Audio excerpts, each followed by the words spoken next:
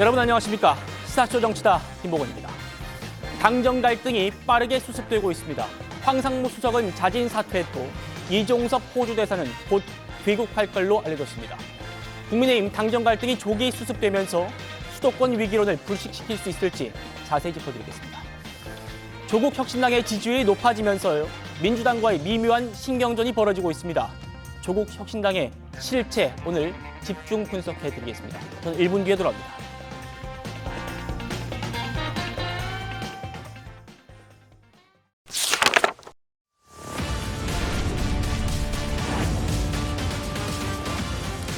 이른바 회칼 발언으로 논란이 되었던 황상무 시민사회수석이 전격 사퇴했고요. 이종섭 호주 대사는 이번 주에 조기 귀국합니다. 여당의 요구를 대통령실이 수용한 그런 모양새입니다. 하룻밤 사이에 완전히 기류가 달라지면서 당정 간의 내홍이 조기에 수습되는 그런 국면입니다. 영상 먼저 보시고 토론 이어가겠습니다.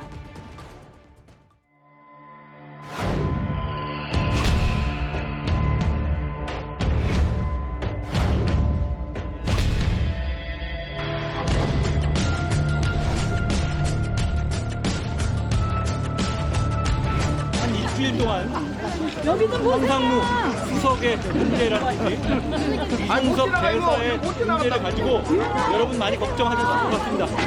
자, 오늘 해결됐습니다. 딱 한마디만 하겠습니다. 저희는 민심을 따를 겁니다.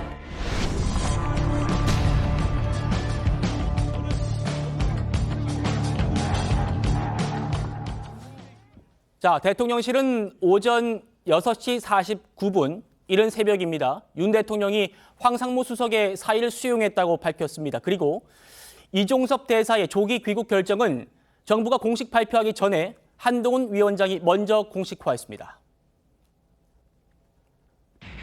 저희는 여러 가지 찬반 논란이 있었지만 아직도 거기에 관해서 여러 가지 후폭풍도 있지만 국민 눈높이에 맞지 않는 과거 발언에 대해서 국민 여러분의 지적이 있을 경우 과감하게 정리하고 교체했습니다. 황상무 수석 오늘 사퇴했고 이종섭 호주 대사 곧 귀국합니다. 저희는 20여일 앞둔 총선을 앞에 두고 절실하게 민심에 반응할 겁니다. 여러분, 한 일주일 동안 황상무 수석의 문제라든지 이종섭 대사의 문제를 가지고 여러분 많이 걱정하셨을 것 같습니다. 자, 오늘 해결됐습니다. 바로 여러분들께서 그걸 원하셨고 여러분들이 걱정하셨기 때문입니다. 반대로 이재명 대표는 막말 파동난 사람들 다 그대로 두고 있죠. 그냥 민심 무시하고 민심에 순응하지 않고 민심을 거부합니다. 저희는 민심을 따를 겁니다. 자, 보신 대로 황 수석은 대통령실이 먼저 발표했고 이종섭 대사 귀국은 한 위원장이 먼저 발표했습니다. 그러니까 이현정 위원님, 네. 어젯밤 사이에 국힘과 대통령실 사이에서 뭔가 의견 조율은 있었던 것 같습니다. 일단 어젯밤이라기보다는 제가 알기로는 지난주 토요일부터 대통령실의 참모들이 이 문제에 대해서 굉장히 좀 엄중하게 생각을 했고요. 그래서 대통령에도 건의를 한 것으로 알려지고 있습니다. 그렇지만 윤 대통령은 일단 원칙론을 그때까지만 하더라도 고수를 했습니다. 네. 그렇지만 이 참모들이 지금 국민의힘 지금 출마자들의 의견이라든지 또 특히 소위 친윤이라고 이야기하는 이제 김은혜 이 후보라든지 또 이용 후보도 이 문제에 동참했지 않습니까? 자, 그렇다 보니 지금 실질적으로 이제 이 출마한 후보들의 아우성들이 굉장히 컸고 예. 이런 것이 대통령이 이제 각계 또 이 의견 수렴이 많이 된 것 같습니다. 자, 그런 측면에서 이제 황상무 수석은 제가 알기로는 이미 사표를 제출한 걸로 알고 있어요. 아, 예. 그러나 실적으로 이제 대통령이 수리를 하지 않은 것이지. 그러면서 이제 본인의 어떤 대외 활동을 좀 줄인 그런 측면이 있는 것인데. 그래서 일단 대통령이 아마 어제 저녁부터 이 문제에 대한 일단 결단을 좀 내린 걸로 알고 있고요.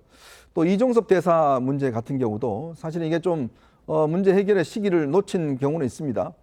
왜냐하면 이제 공수처가 사실은 이제 수사도 하지 않으면서 실제로 이종섭 대사를 출국 금지를 했고, 그러니까 대통령 입장에서 보면 이거는 법과 원칙에 맞지 않다. 왜냐?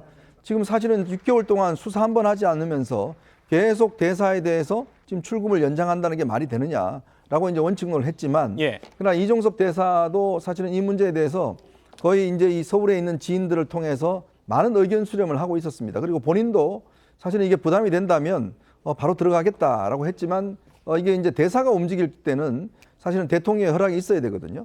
이제 그렇지만 이게 다른 방도를 통해서 즉 외교부에서 이 방산 관련 주재국 대사 회의라는 그런 형식을 통해서 일단 조기에 원래는 이제 4월 중순 이후에 공관장 회의가 있습니다. 네. 근데 그건 총선 지나고 난 다음이거든요. 그때 돌아봐야 소용이 없으니까. 그럼 그 전에 이런 회의를 마련해서 대사가 자연스럽게 들어와서 실제로 공수처 수사에 대해서 부당성을 강조하는 이런 모양새로 이제 해법을 찾은 것 같습니다. 그래서 아마 오늘 본인이 오전 중에 이런 부분에 대해서 이제 지인들에게 알린 걸로 알고 있습니다. 예.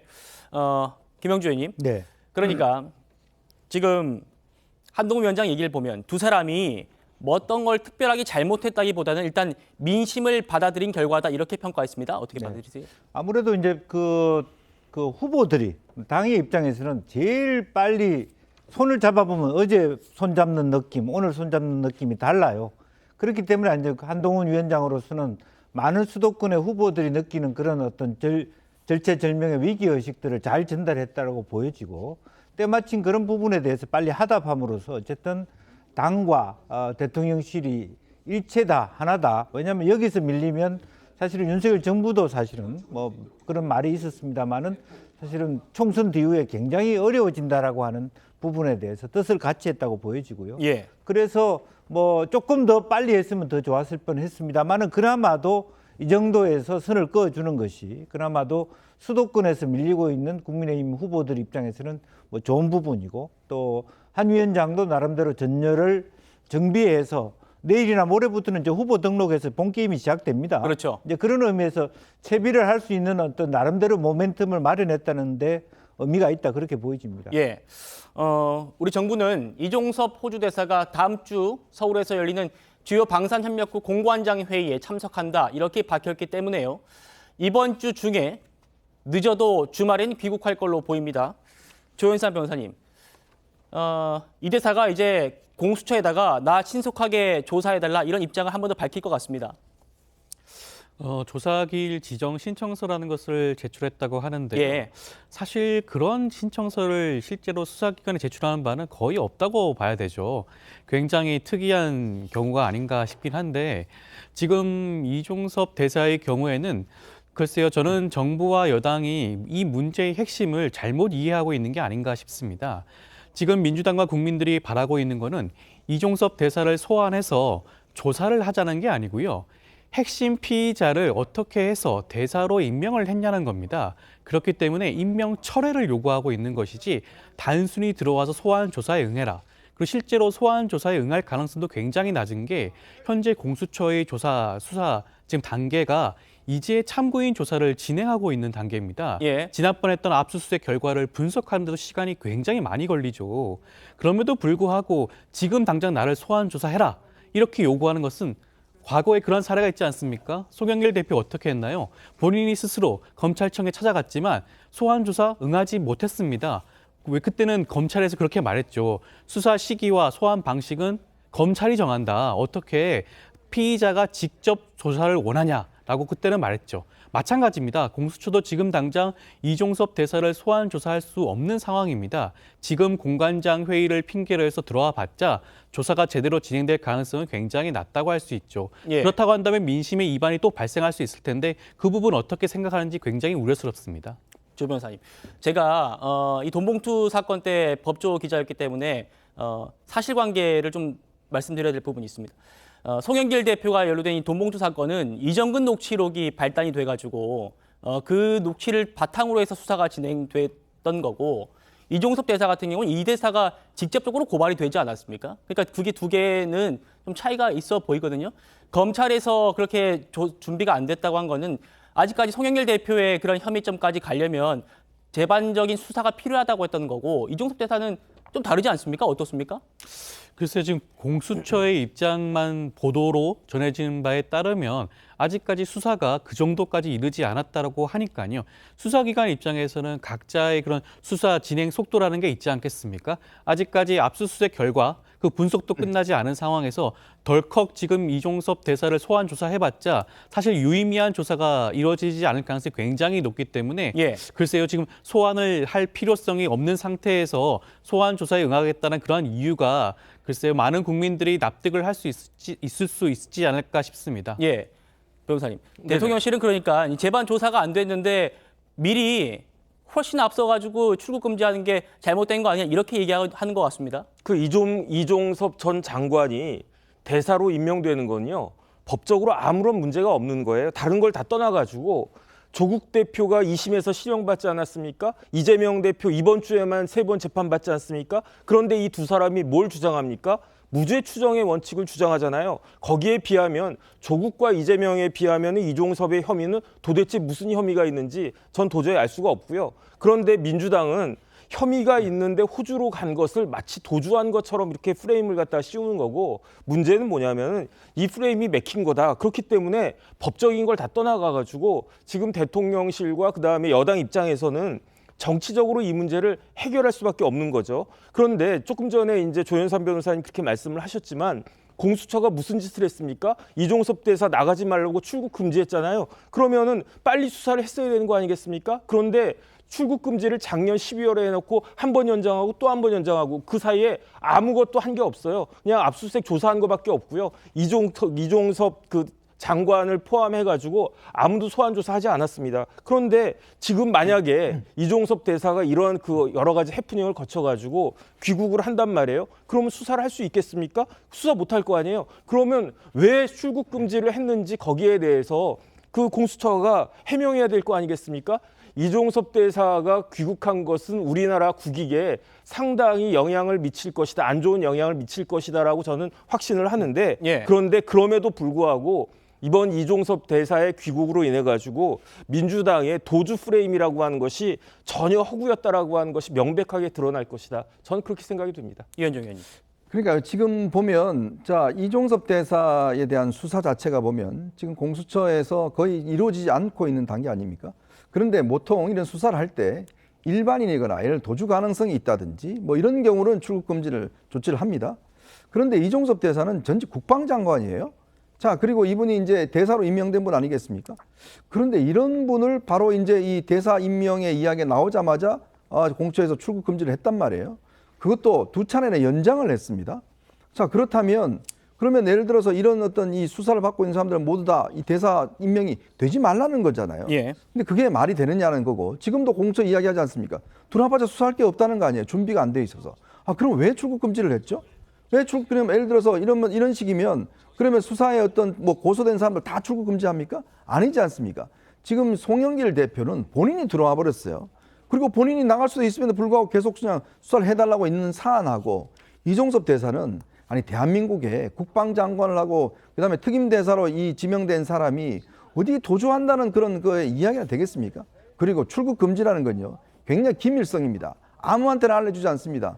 출국 금지는 단 사람이 출국할 때 그때 확인이 되는 거예요. 즉 당신은 출입국관리소에서 지금 출입 금지가 돼 있습니다. 못 나갑니다. 라고 돌아오는 게 출국 금지예요. 근데 왜 이런 사실이 미리 언론기관 특히 MBC에 알려지고, 그리고 그 MBC 기자가 그 이 대사의 어떤 외국 나갈 때 편명까지 같이 동행한다든지 그런 거는 이 수사가 제가 알기로는 아마 김진웅 전 처장이나 여운국 차장이 함께 이게 통제했던 것으로 알고 있는데, 그렇다면 공처도 입장을 밝혀야죠. 당분간 수사 계획이 없는 그것도 공직자를, 그것도 이제 대사로 임명된 사람을 왜 출국 금지를 2-3차례나 연장하면서 했는지, 그렇다면 지금 들어왔으면 수사할 게 없다는 거 아니겠습니까? 예. 그럼 어떻게 할 것인지, 그러면 계속적으로 출국 금지를 할 것인지, 이런 부분에 대한 설명이 있어야 될 텐데, 자기들 지금 수사 인력이 4명밖에 없다. 검사가 4명밖에 없다. 아니 그러면 그 부분에 대해서 나중에 수사가 됐을 때 그때 하면 될 거 아니겠습니까? 굳이 왜 이 시점에 했는 것인지 그 문제에 대해서 공수처가 저는 입장을 분명히 밝혀야 될 겁니다. 예, 공수처와 뭐 대통령실의 입장차 이거는 일단 차치하고 여당의 요구대로 이종섭 대사가 조기 귀국하기로 했다는 점, 그 부분 짚어드리면서요. 황상무 수석 얘기 좀 해보겠습니다. 대통령실이 오늘 오전 6시 49분입니다. 정확하게. 출입 기자들 단톡방에 윤석열 대통령은 황상무 수석의 사의를 수용했다. 이런 문장을 공개를 했는데요. 정 변호사님, 대통령실이 새벽에 이 수용 사실을 공개한 것, 이건 의미를 어떻게 부여할 수 있을까요? 그러면 더 이상 늦으면 안 되겠다라고 생각을 한 것 같아요. 사실 황상무 이 수석 건도요. 황상무 수석이 무슨 이야기를 했느냐. 이전 정권에선 언론 길들이기가 이러이러한 방법으로 있었는데 그런 언론 길들이기는 절대로 있어서는 안 될 일이다라고 황상무 수석이 이야기했다는 거 아니겠습니까? 왜냐하면 황상무 수석이 다른 사람도 아니고 언론인 출신이잖아요. 언론인 출신이 언론을 갖다 이렇게 재갈물리게 하려고 하는 그러한 시도는 있으면 안 될 것이고 그렇기 때문에 윤석열 정부에서는 그런 일이 절대로 없을 것이다라고 이야기했다는 거 아니겠습니까? 그런데 다른 데도 아니고 MBC가 앞뒤 맥락을 다 잘라먹고 진실을 왜곡한 거잖아요. 사실을 제대로 해석한 게 진실 아니겠습니까? 그런 이야기가 있었다라고 하는 건 사실이지만 그 사실이 그렇게 나온 게 진실입니까? 그거야말로 허위가 아니겠습니까? 그러니까 황상무 수석 입장에서는 억울할 수밖에 없는 거고 이러한 사정을 다 아는 대통령실에서는 아 맞다 이게 너무 억울하다 이렇게 밀리면 안 된다라고 생각을 할 수 있지만 그럼에도 불구하고 이렇게 억울한 일을 당하는 것이 정치 아니겠는가. 이런 부분들에 대해서 대통령이 이왕 수용할 거면 새벽이라도 아침이라도 빨리 해야 되겠다라고 해가지고 뭐 7시도 되기 전에 한 것이다라고 이렇게 저는 알고 있는데 제 생각에 이것도 대통령의 당연한 조치이고요. 잘하신 일이다. 저는 그렇게 생각이 됩니다. 김영주 의원님. 네. 지금 이현정 위원님 취재에 따르면은 황 수석이 사표를 낸 게 그보다 전이라고 하지 않습니까? 만약 맞다면 대통령이 어젯밤에 어떤 결단을 내린 건데 이건 어떻게 좀 해석하십니까? 아무래도 이제 당의 요구를 조금 더 진중하게 받아들였다 그렇게 봐야 되겠죠. 시기적으로 보면 뭐 사태 파악을 해야 되고 제가 보니까 대통령 스타일이 굉장히 어떤 결정을 내리기 전에는 상당히 여러 가지를 꼼꼼히 살피시는 그런 패턴이 있더라고요. 바로 즉각 수용하지 않는 스타일이 있는데 여러 가지 전후 과정들을 따져봤을 거라고 보여지고 그런데 어쨌든 주말 넘어오면서 수도권 여론 특히 아무래도 뭐 대통령실이든 당이든 조사 과정에서 여러 가지 어려움들이 있다라는 거고 현장의 목소리가 그렇게 들려온 부분을 더 이상 이렇게 늦추면 안 되겠다. 임계점에 왔다라는 판단을 한 걸로 그렇게 이해가 됩니다. 그리고 뭐 그런 부분에 있어서는 그야말로 황상무 수석이 좀 뭐랄까 본인으로서는 억울한 점이 있겠지만 결과적으로 총선을 앞두고 이러한 예시 자체가 예민한 예시를 했다는 것 자체는 사실이기 때문에 빨리 수용할 수밖에 없었다 그렇게 봅니다. 조현상 변호사님 어떻게 좀 민주당에선 바라보고 계십니까? 사실 민주당 입장에서야 이런 황상무 수석과 관련된 이런 논쟁 같은 경우에 지지율 추이를 살펴봤을 때 굉장히 긍정적으로 살펴볼 수도 있겠죠.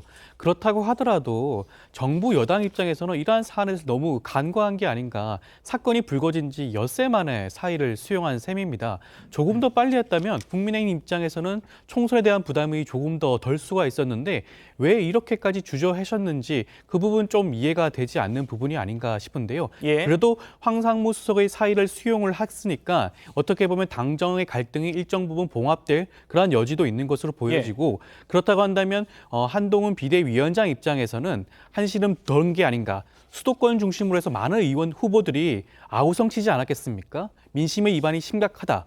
그렇다고 하더라도 일단락되고 난 다음에 계속해서 그 추이가 민심이 돌아오지 않는다라고 하면 이 부분 다시 한번 짚어봐야 되지 않을까 싶습니다. 알겠습니다.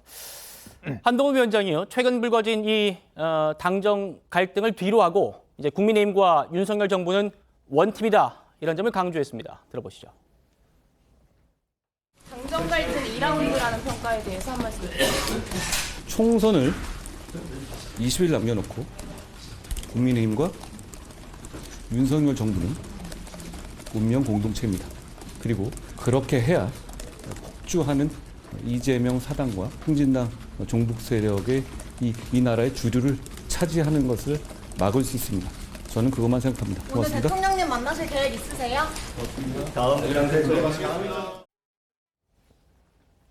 이현정 의원님 같이 한번 보시죠. 갈등 봉합 전후 한동훈 위원장의 워딩인데요. 어제는 이렇게 총선에서 지면 윤석열 정부는 집권하고 뜻 한 번 못 펴고 끝난다. 이 말을 두고 대통령실을 향해서 어떤 입장 변화를 한 번 더 재차 촉구하는 그런 얘기로 해석하는 분들도 있더라고요. 오늘은 운명 공동체를 강조했습니다. 어떻게 보십니까? 그렇죠. 사실은 이제 당정이라는 걸 보면 일단 집권 여당이지 않습니까? 집권 여당이 이렇게 갈라지면 뭐 잘된 적이 없습니다.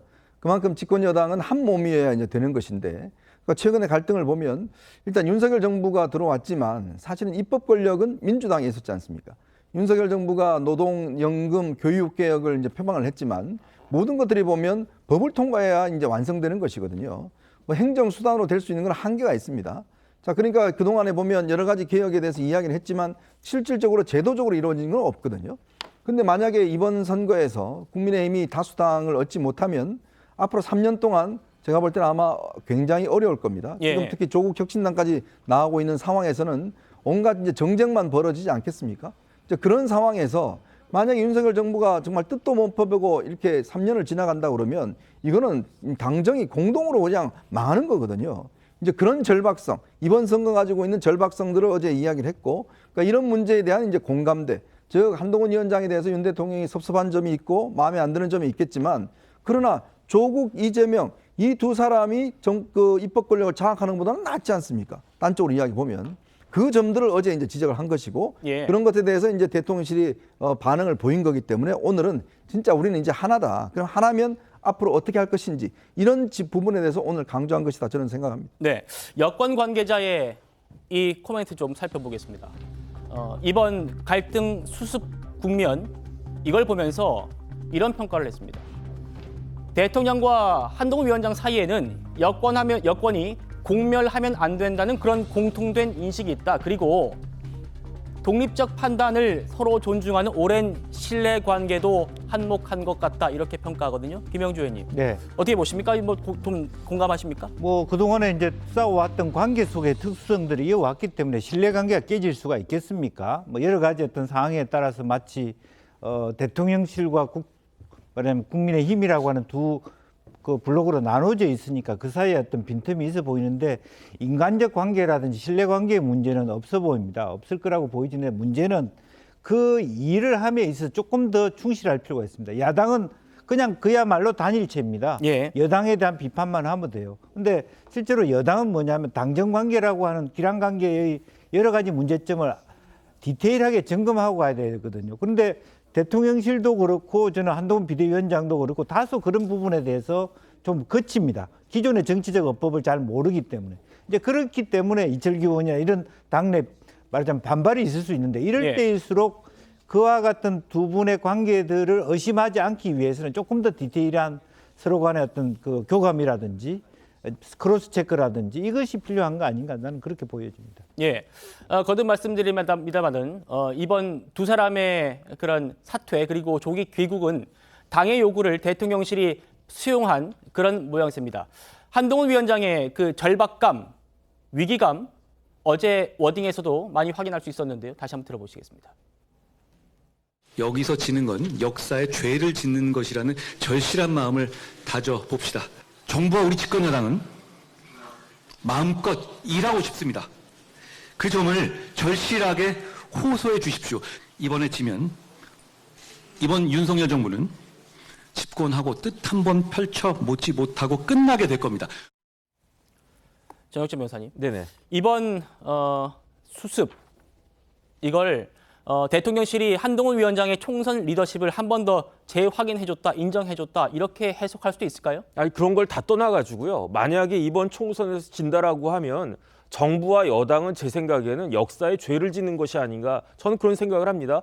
한동훈 비대위원장이 작년 12월 26일에 비대위원장이 됐어요. 그때 뭐라고 이야기했습니까? 시대 정신이 586 운동권 특권 정치를 청산하는 것이다라고 했어요. 그런데 이번에 공천 받는 거, 특히 비례 공천 받는 걸 딱 봤더니 지금 어떻습니까? 한동훈 비대위원장이 이야기한 거에 따르면은 586 운동권 그 특권 정치를 청산하는 것에 한술 더 떠가지고 설상가상으로 범죄자들과 북한을 따르는 사람들이 연합한 그런 모습 아니겠습니까? 네. 이것이 꼭 한동훈 비대위원장이 어떻게 뭐 과장한 겁니까? 그렇지 않잖아요. 그런데 이러한 그럼에도 불구하고 이러한 그 총선을 망친다? 이렇게 된다라고 하면 저는 대통령이고 그 여당이고 뭐 한동훈 비대위원장이 할 거 없이 진짜로 역사 우리 민족 앞에 책임을 져야 되는 것이 아닌가, 대한민국 앞에 책임을 져야 되는 거 아닌가, 저는 그런 생각이 들고요. 이런 생각이 들기 때문에 그런 생각이 제가 더 크겠습니까? 한동훈 비대위원장이 더 크겠습니까? 대통령이 더 크겠습니까? 그러니까 이런 식으로 어쨌든 그 외부에 비춰지는 갈등과 같은 그런 상황들이 조기에 수습되는 것은 지극히 당연한 것이다라고 생각됩니다. 예. 한동훈 위원장이요. 지난 1월이죠. 김건희 여사 그 문제로 첫 갈등이 촉발됐을 때도 대통령에 대한 신뢰는 여전하다 이런 뜻을 밝힌 적이 있습니다. 그거 한번 들어보시죠. 저는 대통령에 대해서 깊은 존중과 신뢰의 마음을 가지고 있고요. 그게 변함이 전혀 없습니다. 저는 우리 정치의 핵심은 결국은 민생이라고 생각하고요. 하나의 목표를 위해서 가는 겁니다. 대통령께서도 마찬가지시고요. 대통령실이 이번 당의 요구를 전격 수용한 건 물론 한 위원장과 대통령 간의 그런 신뢰 그리고 공멸하면 안 된다는 그런 공통된 인식이 있었다. 이렇게 아까 평가를 해드렸는데 그중에서도 수도권 출마자들의 호소가 크게 작용했다. 이런 평가가 나오고 있습니다. 들어보시죠. 총선 국면에 있어서 가지고 우리가 이 수도권 같은 경우는 조금 하나 잘못하면은 지지율이 바로 보이잖아요. 바로 이제 표가 나기 때문에 대통령실에서도 이종석 호주 대사 즉각 귀국시키는 게 맞다. 저는 그렇게 생각합니다. 그와 마찬가지로 황상무 수석도 좀 생각을 해볼 필요성이 있을 것 같아요. 최근 들어서 수도권 민심이 아주 심각할 정도로 이반되고 있습니다. 그 원인이 뭐냐? 최근에 두 사건. 대통령실에서는 제대로 인식을 민심의 따가움을 아직까지 인식을 못 하시는 것 같아요. 매일매일 그 중도층 주민들의 마음이 좀 냉담해지는 게 좀 느껴지고 지지자들이 좀 불안해하지는 게 느껴집니다. 한동훈 비대위원장께서 서서 죽겠다는 각오로 선거를 치르겠다고 말씀하셨는데 나라의 미래와 통력을 위해서 윤석열 정부의 성공을 위해서 관련되신 두 분의 자발적인 사퇴가 저는 좀 필요하다고 생각하고 저 후보의 한 사람으로서 정말 간절하게 부탁을 드리겠습니다. 자, 대표적인 친윤계로 꼽히는 이용 의원 들으신 대로 저렇게 얘기했고요. 김은혜 전 홍보수석도 한 목소리를 냈습니다. 이현정 의원님. 네. 아무래도 수도권 후보들 이분들이 매일매일 여론조사 결과도 받아들고 민심을 직접 마주하지 않습니까? 이분들의 그런 호소가 이번 갈등을 좀 민감하게 받아들이는 그런 현상이었던 것 같습니다. 이용호 의원이 사실 얼마 전에 비례대표였잖아요. 지역구가 없었습니다. 그래서 선거구도 안정했을 때는 상당히 좀 입장이 달랐어요. 근데 제가 이렇게 취재를 해보니까 본인이 직접 이제 현장에 나가보면서 많이 느끼는 게 있는 것 같습니다. 예. 특히 제가 후보들 이야기를 들어보면 이 악수의 강도가 많이 다르대요. 그러니까 보면 이제 이 지지하는 분들이 잡을 때 옛날에는 막 확 잡고 뭐 열심히 하라고 그랬는데 이제는 이렇게 명함도 잘 안 받는 이런 데다 보니까 그걸 피부로 굉장히 느끼고 상처가 된다는 거예요. 그러니까 오죽했으면 제가 아마 대통령실 쪽도 알아보니까 사실 이용호 의원이나 이 김은혜 전 홍보수석 이분들이 저런 이야기를 하는데 굉장히 충격적이었다고. 예. 왜냐하면 뭐 소위 두 분들 같은 경우는 핵심적인 친윤들 아니겠어요? 그렇죠. 근데 저분들이 저런 이야기를 할 정도면 이거는 굉장히 심각하다라는 것들의 어떤 강도를 느껴왔던 것 같습니다. 자, 그래서 이제 뭔가 이 부분에 대한 이제 대책이 필요하다는 점들을 아마 이제 강조를 한 것 같고요. 그래서 이제 이 사태 수습에 대한 좀 실마리가 찾아지는 것인데 결국 이제 이 두 사람의 어떤 이야기 듣춰보면 결국 이 수도권은 여론에 민감할 수밖에 없고 최근에는 이 문제가 사실은 이제 여론 추이를 보면 그 MBC가 이제 이 문제를 보도하기 시작, 이종섭 대사 문제를 보도하기 시작한 데부터 상당히 이제 지지율이 떨어진 측면이 있습니다. 물론 예. 근본적으로 뭐 경제 문제가 있겠지만 이슈 면에서 이제 그것이 많이 좌우가 됐고, 근데 문제는 이게 이 낙동강 벨트, 충청까지도 영향을 미친다는 거예요. 예. 그래서 사실은 당에서는 이거는 이래서는 큰일 나겠다 해서 사실은 어제 저렇게 강하게 이제 이야기를 했고 아마 후보들이 저런 이야기를 한 것은 실제로 이게 전국적으로 확산되다 보니까 빨리 막아야 된다. 이제 이런 것들이 이제 있었고 이런 것 때문에 아마 대통령실 참모들도 대통령한테 적극적으로 이제 건의를 한 저는 그런 결과가 이제 나타난 것이 아닌가 이제 그렇게 보여집니다. 조영삼 변호사님, 저희 아까 여론조사 나간 게 있는데 같이 한번 다시 보실까요? 네, 이겁니다. 서울의 지지도가 국민의힘이 전주보다 3월 둘째 주 첫 주보다 15%나 포인트나 떨어지고 민주당은 8%포인트가 올랐습니다. 지금 그러다 보니까 수도권 그 출마자들 악수의 강도가 달라졌다 이런 얘기도 나오는데 민주당은 이런 수도권 민심 급격한 변화 느껴진다고 하나요? 네, 물론입니다. 민주당 입장에서도 지금 민심이 국민의힘으로부터 이반되고 있다는 점을 절실하게 느끼고 있죠. 사실 지난 조사 결과 그 기간에 있었던 사건은 2사건밖에 없습니다. 황상무 수석의 발언, 그리고 이종섭 대사의 그런 임명 문제가 엄청난 폭발력을 가지는 사건들이었죠. 만약에 정부 여당에서 이 사건에 대해서 굉장히 빠르게 조치하고 능동적으로 조치를 했다면 이렇게까지 지지율의 격차가 다시 역전되는 분위기가 나오진 않았을 겁니다. 굉장히 늦게 그리고 수동적인 대응을 하다 보니 이러한 결과가 나온 게 아닌가 싶고요. 일단 수도권 후보들을 중심으로 해서 민심의 이반을 철저하게 느낀 분들의 강력한 호소로 물론 대통령실에서 이러한 요구를 받아들이긴 했지만 그렇다고 하더라도 민심에 떨어진 이반이 다시 돌아오지 않는다면 저는 이건 내관은 그대로 남아있지 않을까 싶습니다. 예. 일단은 봉합되는 분위기로 보여지지만 만약에 다시 한번 국민의힘 지지율이 다시 올라가지 않는다고 한다면 분명히 더한 조치를 원할 것이고 저는 그것이 이종섭 대사 문제가 아닐까 싶습니다. 예, 정혁재 변호사님. 네네.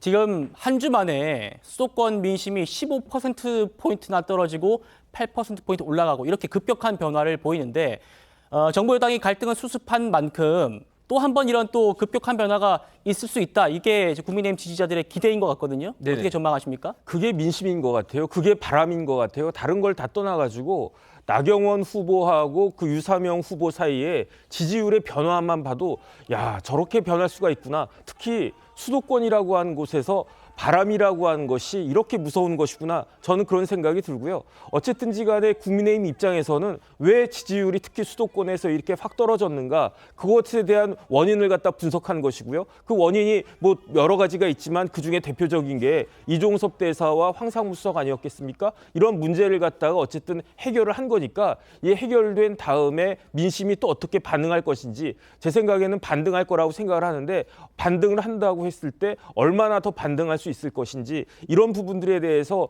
아주 촉각을 세우면서 기대하고 있지 않을까 하는 생각이 듭니다. 예, 수도권 민심이 이렇게 정말 바람처럼 바뀌기 때문에 여야 모두 이 수도권 민심에 촉각을 곤두세우는 것 같습니다. 한동훈 위원장도요, 비대위원장직을 수락한 이후에 이 총선 승리 외엔 어떤 목표도 생각하지 않는다면서 그런 모습을 강조했었습니다. 들어보시겠습니다.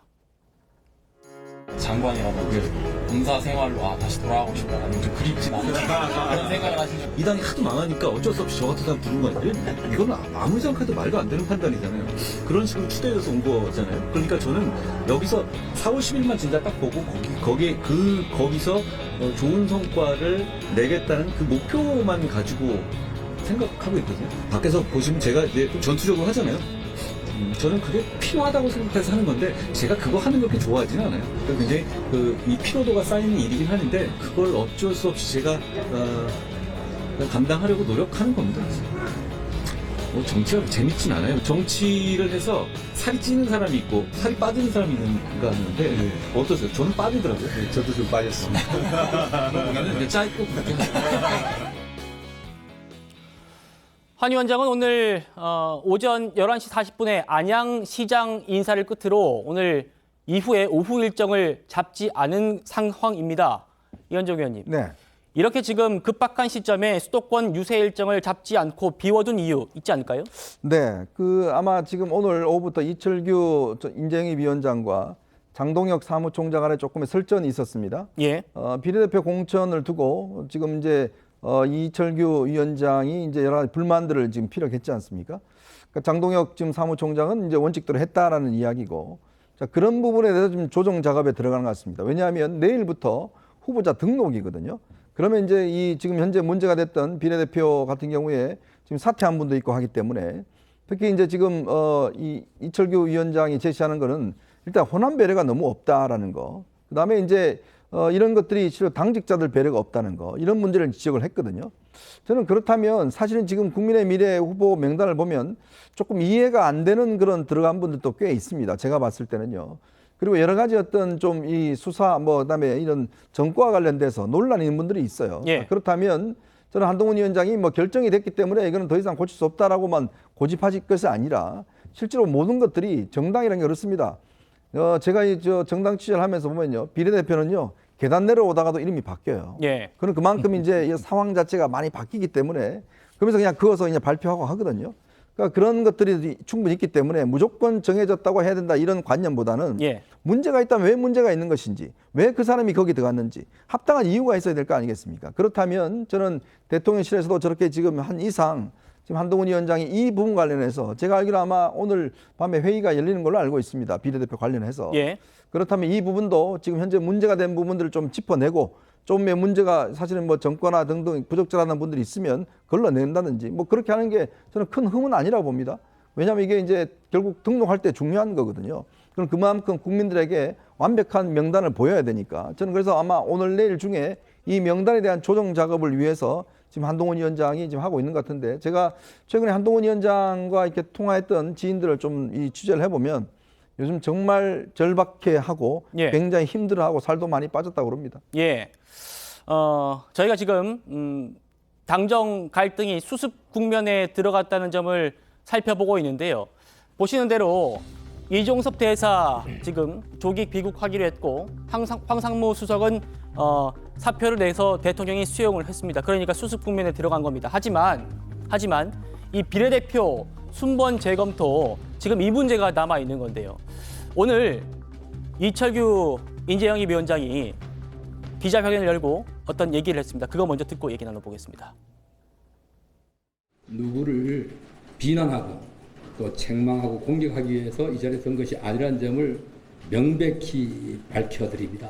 비례대표 공천은 그 진행 과정이 투명하게 공개되지 않았습니다. 당초 국민의힘에서는 비례대표위원을 국민의힘에서 고심해서 결정한 후에 국민의 미래로 이관하기로 뜻을 모았지만 또 그렇게 말씀하셨지만 이 약속이 지켜지지 않았습니다. 그 과정에서 비대위원장과 의견이 맞지 않는 것도 있었습니다. 그렇지만 제가 고집을 부려서 갈등이 유발된 적이 없습니다. 비대위원장께서 반대하는 분들은 전부 다 제외하기로 동의가 이루어졌습니다. 그러니까 발표 직전까지 제가 추천한 인재라든가 여기에 대해서 제외된다고 제가 이견을 제시하거나 문제를 제시한 바가 전혀 없습니다. 이걸 명확히 밝힙니다. 김영주 의원님, 네. 비례대표 공천 과정은 불투명했다 이렇게 지적을 하면서도 한동훈 위원장과 갈등은 없었다 이렇게 얘기하거든요. 어떻게 좀 해석해야 됩니까? 글쎄요. 어쨌든 저런 과정이 100% 투명할 수도 없는 것이고 왜냐하면 정무적으로 그렇습니다. 아무리 공론화해서 하더라도 실제적으로 이렇게 정해놓고 나면 전북 인사가 아무도 없다든지 어떤 세대별로 잘 맞춰지지 않았다든지 이런 부분이 있기 때문에 어쩔 수 없이 불가피하게 정무적 판단과 조정이 불가피하게 필요하다라고 하는 측면이고요. 또 그런 의미에서 저렇게밖에 저런 어떤 불만들을 정리할 수밖에 없었을까? 내부적으로 좀 더 정리하고 난 다음에 어떻게 하얀 거짓말을 할까요? 왜 이렇게 미리 이렇게 라인이 나왔냐? 충분한 논의가 아직 쓰리겠는데 이렇게라도 할 수 있었는데 마치 자칫하면 2차 말하자면 당청 갈등처럼 그렇게 보이게 한 부분은 실수였다고 생각하고 또 아까 이현종 위원 말씀이 있었습니다만은 비례대표 라인업 자체에서 아직도 일반적으로 객관적으로 봤을 때 갸우팅거리는 부분들이 있었다는 거. 예. 그런 면에서 아까 제가 말씀드린 조금 디테일의 부족이 있었다라는 겁니다. 이제라도 내일 공식적인 등록 앞서서 그와 같은 구멍난 부분, 하자가 있어서 사퇴시킨 분도 있는 것이고 실제로 부족한 부분, 그야말로 당직자라든지 혹은 특히 전북을 비롯한 호남 인사라든지 이런 세부 조정이 필요한 부분이 있는 거 아닌가. 그렇게 해서 이렇게라도 틀고 갈 수밖에 없는 거 아닌가 그렇게 보여집니다. 이현정 의원님. 네. 이철규 인재영입위원장은 본인이 고집을 부려서 갈등을 유발한 적이 없다고 합니다만 네. 어쨌든 본인이 추천한 인사는 있다고 했잖아요. 이 누굽니까? 그렇죠. 그러니까 제가 그걸 정확히는 알 수는 없는데 예. 그러니까 지금 이제 이철규 위원장이 이야기하는 걸 보면 1차적으로 당직자 출신입니다. 지금 당직자 출신들이 다 뒷번호에 배정이 됐어요. 이제 그런 부분이 있고 왜냐하면 이제 항상 당선권에 당직자 출신들이 1명, 2명 정도는 있는 게 상식이거든요. 근데 그게 없고, 그다음에 호남 인사 같은 경우는 당헌 당규에 지금 원래 이제 4분의 1을 지금 공천하게 돼 있습니다. 근데 이제 이 장동현 사무총장 측에서는 이뇨한 위원장도 호남 출신이고 나머지 분도 출신들이 많다라고 이야기를 하지만, 그러나 이철규 위원장이 이야기하는 호남은 거기서 현실적으로 정치 활동을 하시는 분들, 했던 분들, 또 당을 위해서 그동안 이 당선 안 되는 지역에서 힘들게 했던 분들, 이런 분들에 대한 배려를 해야 된다는 거거든요. 단순히 출생지가 호남이기 때문에 배려된다는 측면이 아니라 실제로 정치 활동을 호남에서 하던 분들 중에서 그동안 이 호남이라는 그 장벽 속에서 사실 이제 이 앞으로 의회 활동을 하셔야 될 분들을 한두 명 정도 넣어야 된다, 이 주장이 그거거든요. 그러니까 그거는 사실상 그동안 관례적으로 이루어왔습니다만은, 이런 부분들이 이제 한동훈 위원장은 아니 이거 지금 호남 출신들은 꽤 있다, 한 5-6명 있다라고 이야기를 하는 것이고, 또 하나는 뭐냐면 저도 이해가 안 되는 게, 지금 보면 몇몇 이 주로 변호사 출신 분들 보면 왜 이분을 했지라는 분들 솔직히 있어요. 예를 들어서 뭐 부친이 예를 들어서 유명한 이명박 대통령 변호사 출신 변호사라든지, 근데 그분이 공천된 걸 보면 무슨 이유로 됐지? 유감합니다 하는데 그 이유가 왜 통하는 건지. 특히나 17번 이 됐던 분 같은 경우는 지금 본인이 이 골프 접대로 이 4급에서 5급으로 강등됐다는 거 아니겠습니까? 그러니까 그런 사실도 확인도 하지 않고 지금 공천 명단에 넣었다는 거예요. 그것만 보더라도 이게 지금 공천 과정에서 과연 검증이 제대로 됐냐, 이 문제에 대한 현실적인 문제가 있는 거 아니겠습니까? 그렇다면 이거를 그냥 끝났다라고 억지 부릴 게 아니라, 그런 문제가 제기가 되고 언론에 공개가 되면서 각각의 부분들의 문제점이 있는 분들이 지금 나오고 있습니다. 그렇다면 그것 또한 소통이잖아요.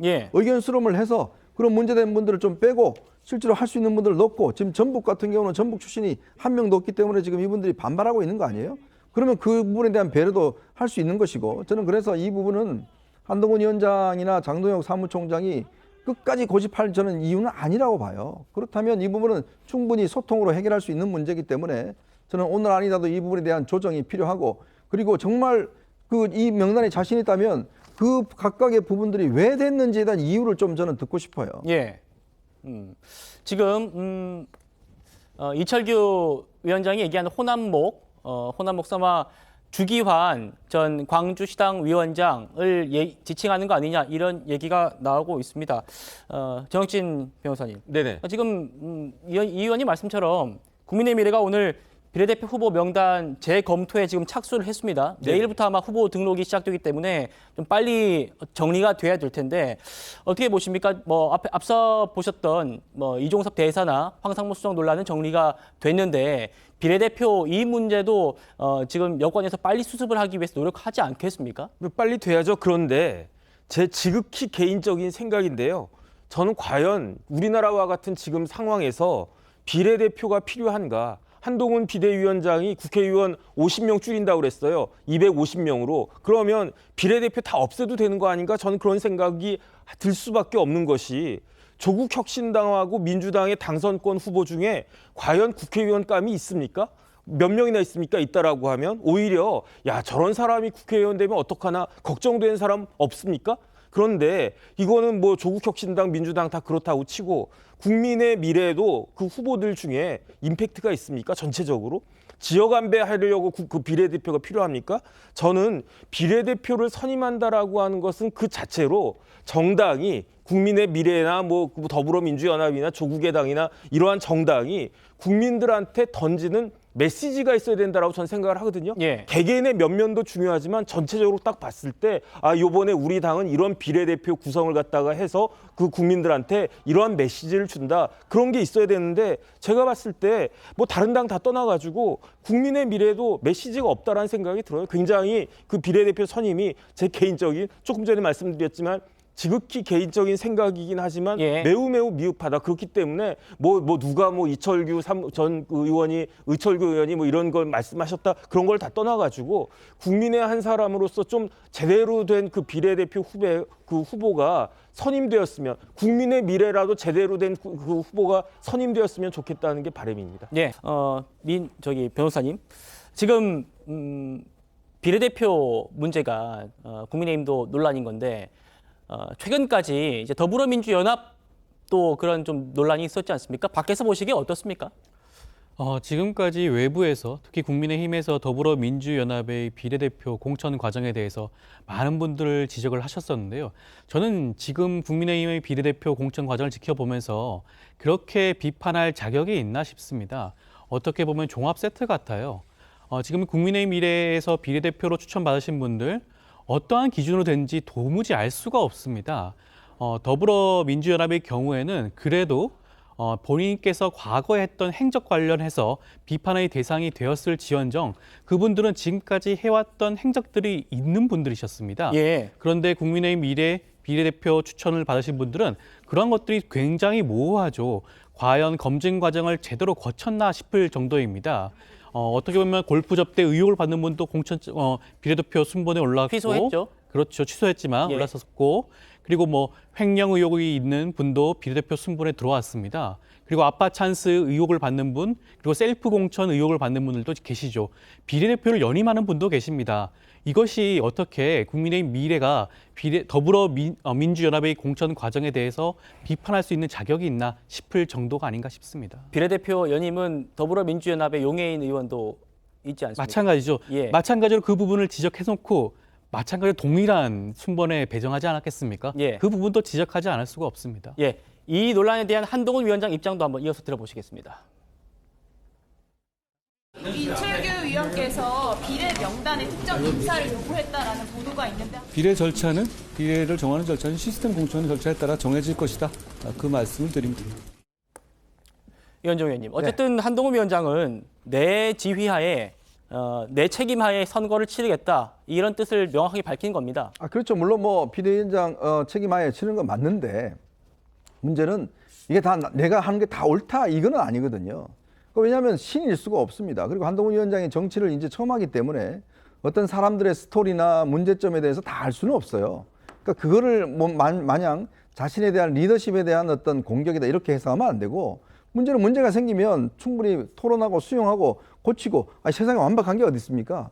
이제 그렇게 이제 바라봐야 되는 것인데 마치 이거를 자신에 대한 리더십 공격으로 바라보면 안 된다는 이제 말씀을 드리는 거고요. 예. 그리고 더불어민주연합과 뭐 비슷비슷하다라고 이야기를 하셨는데 근데요, 이 문제는 근본적으로 대한민국의 정체성을 부정하는 거하고 지금 이거는 전 다 다른 차원입니다. 왜 우리가 더불어민주연합 비판하겠습니까? 즉 한미동맹 파기라든지 뭐 등등 대한민국의 정체성을 의심하고 특히 이제 북한의 주장에 많이 동조하고 반미 운동을 벌였던 분들 이런 분들이 있는 것 자체하고 지금 이 국민의 미래의 어떤 이 내용의 성격하고는 전혀 다른 성격이거든요.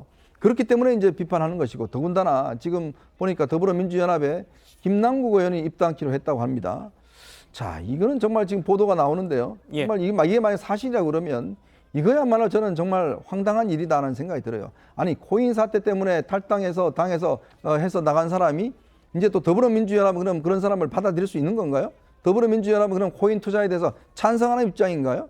저는 그런 면에서 보면 이렇게 또 본인들이 좀 지지율이 높고 뭐 하니까 그냥 슬며시 또 이런 걸 통해서 우회적으로 들어와서 복귀하는 게 아닌가 예. 정말 우려스러운 사태라고 봅니다.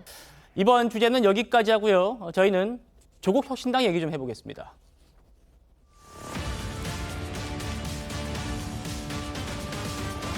자, 민주당이 우군이라고 여겼던 조국 혁신당의 예기치 못한 선전에 민주당이 비상등이 켜졌습니다. 지금 조국 혁신당의 여론조사를 한번 살펴보면요. 유의미한 돌풍을 일으키고 있는 건 분명해 보입니다. 보겠습니다. 네, 여론조사입니다. 이겁니다. 각각 다른 기관에서 같은 날 조사를 한 건데 지금 조국 혁신당의 숫자 보이십니까? 더불어민주연합보다 두 조사 모두 오차 범위 밖에서 더 높은 득표를 할 걸로 지지를 받고 있는 걸로 지금 나오고 있습니다. 김영주 의원님, 네. 민주당이 처음에는 이제 진보 진영의 그 파이가 커질 거다라고 이 조국 혁신당의 존재를 봤는데 지금은 주객이 좀 전도된 그런 느낌이 있거든요. 어떻게 좀 분석하십니까? 아무래도 그 친명 공천에 대한 피로도가 그대로 좀 나타나는 부분이 있고요. 특히 호남에서의 어떤 그 이재명 대표에 대한 비호감도가 실제로 뭐 새로운 미래로 가지 못하고 조국 혁신당에 오는 부분이 하나 있고 또 조국 혁신당 스스로가 굉장히 또 아주 간명하게 슬로건을 잡거나 또 의외로 상당히 중요도가 있는 분들을 제대로 비례대표 라인업을 했다는 측면도 있는 것 같습니다. 무엇보다도 부정할 수 없는 것은 조국혁신당, 그러니까 더불어민주연합의 표를 찍으면요, 민주당 후보는 자기 표값의 절반 정도밖에는 가져갈 수가 없어요. 예. 반은 진보당 몫으로 줘야 된다는 것. 그리고 그것이 중도의 가치라든지 일반 시민의 신념과는 많이 동떨어진 부분이 있다. 이것이 가장 깨름직하게 느끼는 부분이고, 그것이 지금 사실은 조국혁신당 자체도 뭐 상당히 많은 어떤 그 뭐 황운하 의원이라는 조국 전 장관 당수 자체가 가지고 있는 리스크가 있지 않습니까? 예. 뭐 재판에서 벌써 이미 2심의 유죄 판결을 받은 상태에도 불구하고 조국혁신당으로 갈 수밖에 없는 그런 어떤 민주당 지지의 소위 반 이재명 친노 친문 그룹들이 존재하고 있다. 또 호남의 많은 그 민주당 그 지지자들이 이낙연 신당을 지지하지 못한 상태에서 조국혁신당을 선택할 수밖에 없는 것이 돌풍을 일으키고 있다. 그렇게 봐야 될 것 같습니다. 예. 자, 상황이 이러다 보니까 조국혁신당 한껏 고무된 그런 모습입니다. 지역구는 민주당, 비례대표는 조국혁신당이라는 그 지민 비조라는 그 구호. 이제는 바뀌었습니다. 비조지민. 들어보시죠.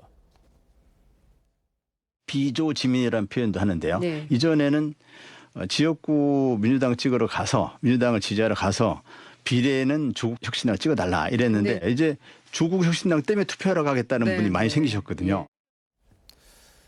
자, 우리 조현산 변호사님, 더불어민주연합에서 또 중요한 임무를 맡고 계시기 때문에 여쭤보면요. 지금 분위기를 보시면 아까 조국혁신당이 독자적인 원내 교섭단체를 꾸릴 수도 있다 이런 얘기까지 나오고 있습니다. 과연 그러면 민주당의 외연 넓히기에 그치는 게 맞는가? 이런 의구심이 민주당 내에서 나올 수밖에 없어 보이거든요. 네, 사실 그렇습니다. 처음에 조국혁신당이 출범을 했을 때만 해도 사실 이 정도의 지지율을 예상했던 분들은 아마 많지 않았을 겁니다. 어떻게 보면 그만큼 윤석열 정권 심판에 대해서 가장 선명하게 나서는 그러한 정당을 많은 국민들이 기다리고 있었던 게 아닌가 싶긴 한데요. 네. 그 부분 민주당 입장에서는 철저히 한번 따져봐야 되지 않을까 싶습니다.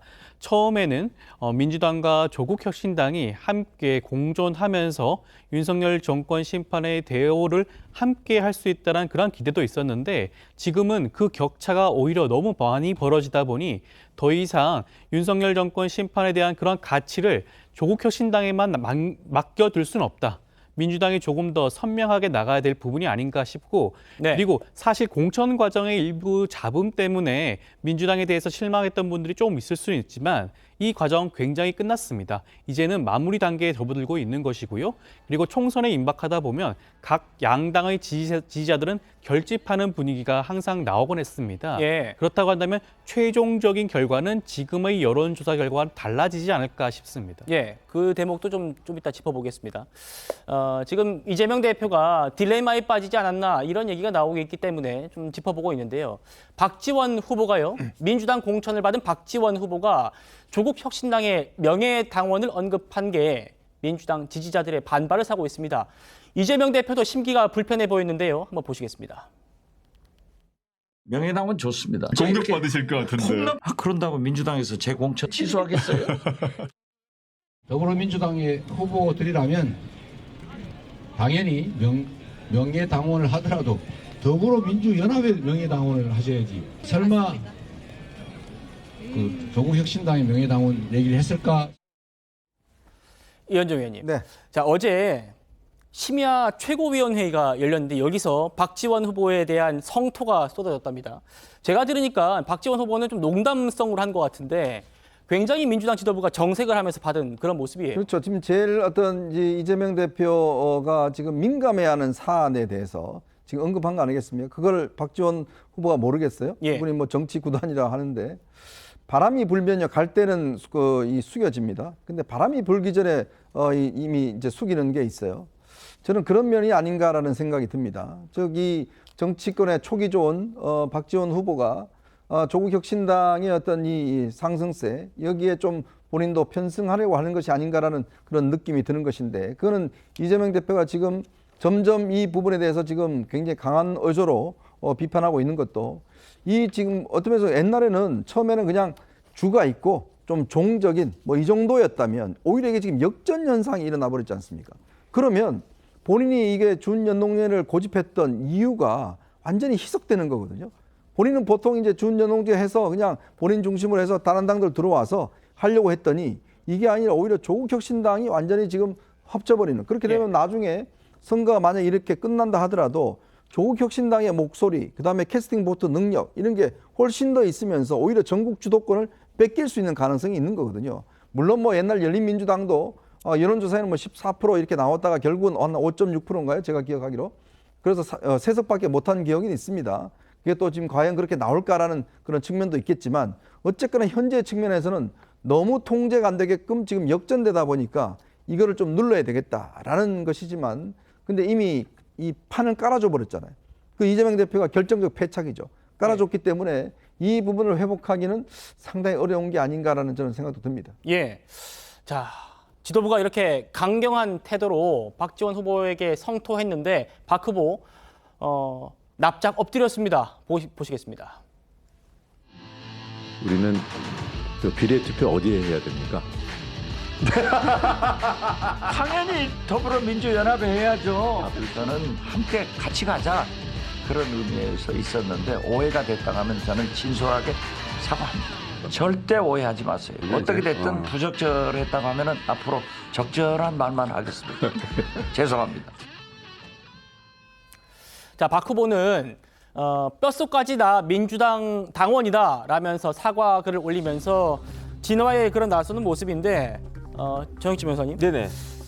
자, 제 공천 취소하겠어요? 뭐 이렇게 또 당당한 그런 모습을 보였는데 하루 만에 달라진 모습 보이고 있습니다. 제가 봤을 때 공천 취소할 수 있을 것 같은데요. 이재명 대표는 합니다. 한다고요.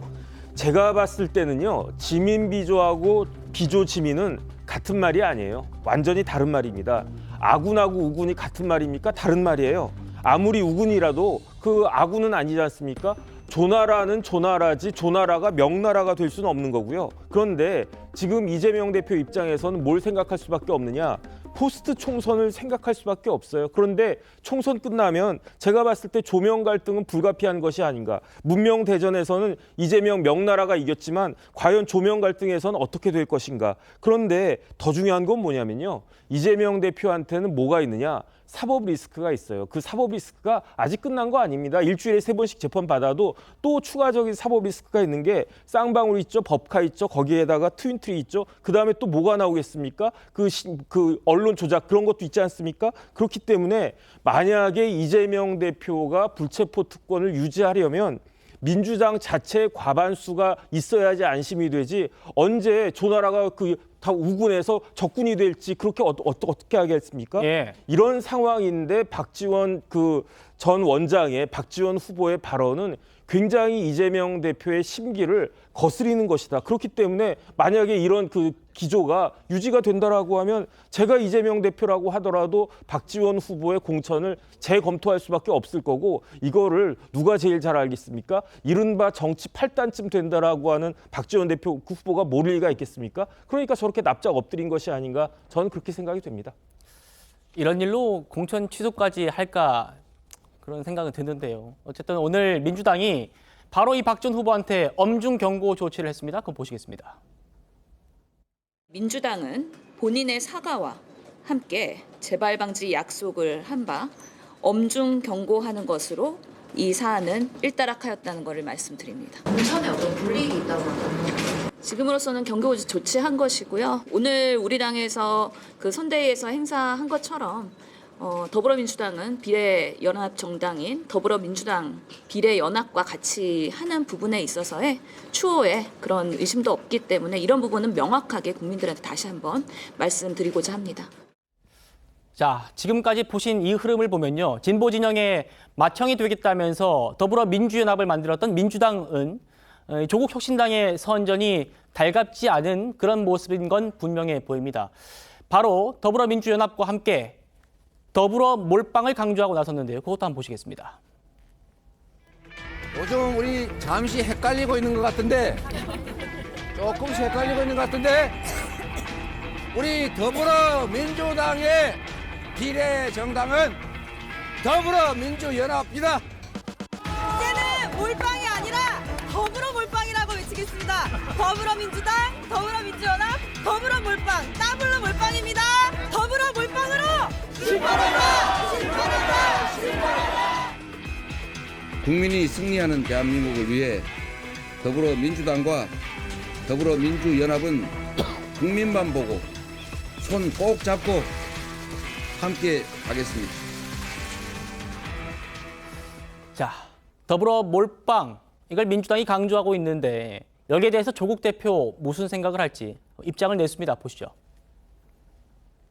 몰빵론이란 말도 뭐 재밌는 말 듣긴 들었는데 저는 오히려 비유를 하자면 몰빵론보다는 이런 거죠. 이제 뷔페에 가면 코너가 여러 가지 코너가 있지 않습니까?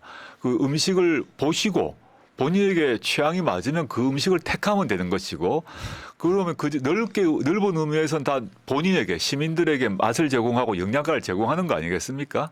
그렇게 보는 것이 진영 전체를 위해서는 도움이 되지 않나 생각합니다.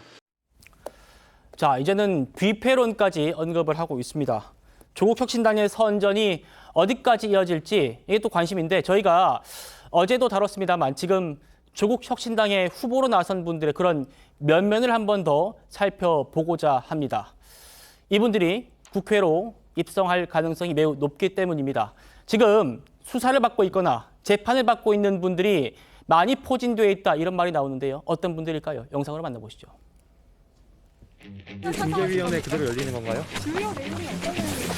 징계사의 부당성에 대해서 어떻게 판단했나요? 성남 FC 사건에서 박타영 차장검사가 사표를 냈어요. 4개월간이나 지청장이 수사를 하지 못하게 했다. 검찰 조직에서 24년을 못하는 전직 검사를 5년의 시간이 저와 가족들에게 무간지옥의 시간이었습니다. 대법원 판결 전에 제가 할 수 있는 모든 일을 다하겠다.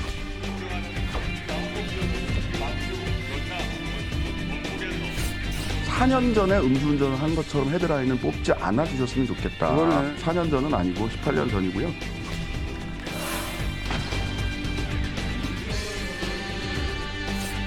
납득할 수 없는 판결이고요. 청탁 수사든 함명 수사든 명백히 존재하지 않는 내용들이고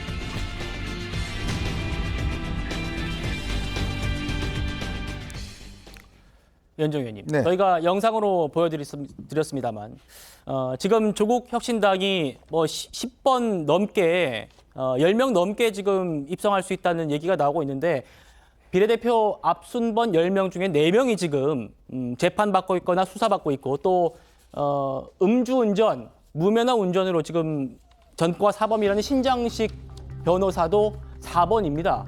그러니까 여권에서는 국회가 무슨 도피처냐 이런 얘기가 나오고 있습니다. 어떻게 보십니까?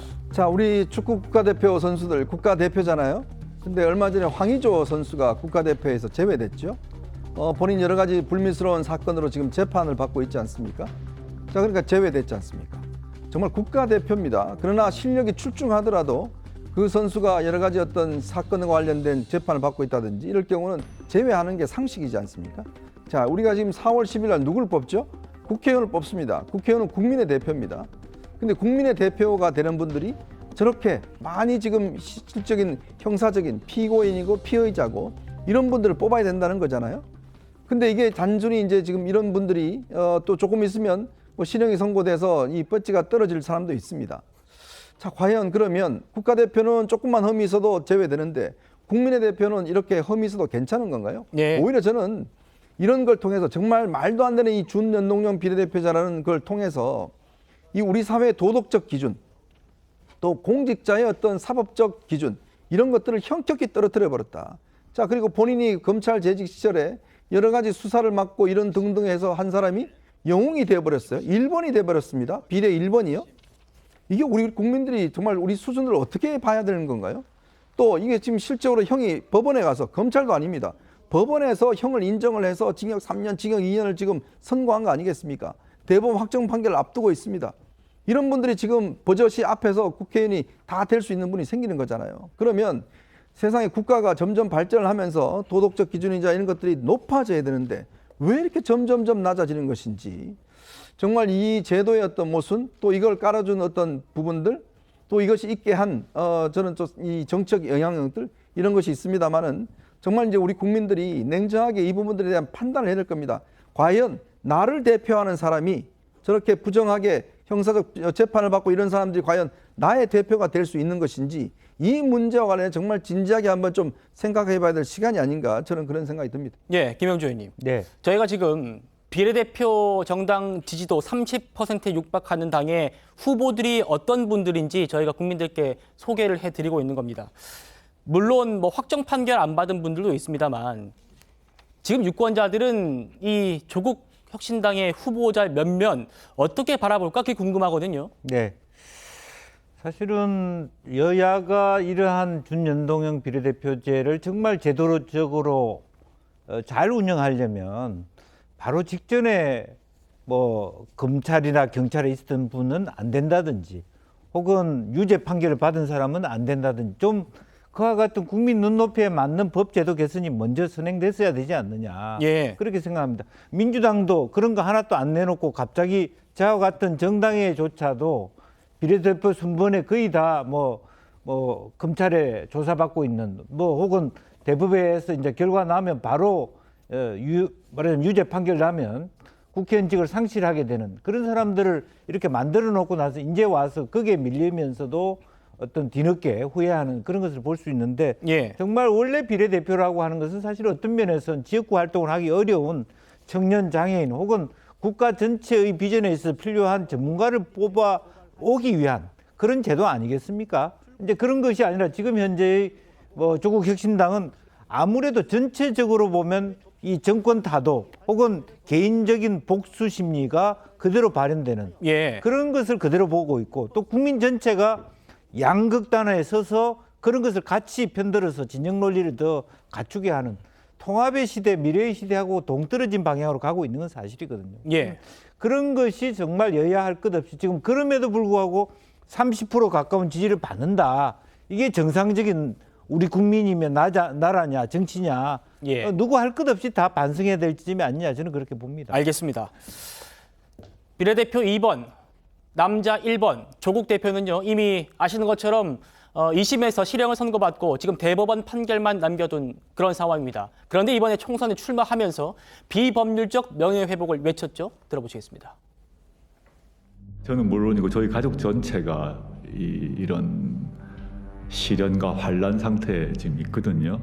제 딸도 조만간 법정에 서야 되는데 그 모습을 지켜봐야 된다고 생각하면 제가 이제 화가 많이 나죠. 현행 법 체계 내에서 소명과 해명이 전혀 받아들이지 못했을 때 비법률적 방식으로 자신을 소명하고 해명해야 될 본능이 있을 것 같고, 저 개인의 수모와 치욕은 견뎌낼 수 있었습니다. 그러나 피와 땀으로 지켜온 민주공화국의 가치를 파괴하는 윤석열 정권의 역주행을 더 이상 지켜볼 수가 없었습니다. 조국혁신당은 한동훈 특검법을 발의하겠습니다. 검찰 독재 황태자 한동훈 대표가 평범한 사람들과 같이 공정하게 수사받도록 하라는 국민의 명령을 받드는 행동입니다. 조국 대표처럼 1심에서 지금 실형을 선고받았기 때문에 대법원에서 향후에 의원직이 상실될 수 있다는 분이 또 있습니다. 황운하 의원입니다. 들어보시죠. 무슨 뭐 선거 개입하는 사람처럼 명예훼손을 당하고 경찰에서 명예롭게 퇴직도 못하고 이 사표 수리도 안 돼서 불필요한 겸직 논란을 빚게 만들고 검찰이 쳐놓은 장애물 하나하나 넘어가고 있는 아주 피곤한 상황입니다. 그래서 마약과의 전쟁을 선포할 만큼 그렇게 심각한 상황이냐. 5년 사이에 불과 5배 늘어난 수준입니다. 마약과의 전쟁을 선포할 수준은 아니죠. 한 장관은 탄핵 사유가 지금 차고 넘칩니다. 이런 사람이 탄핵 안 당하고는 누가 탄핵 당합니까? 조현삼 변호사님.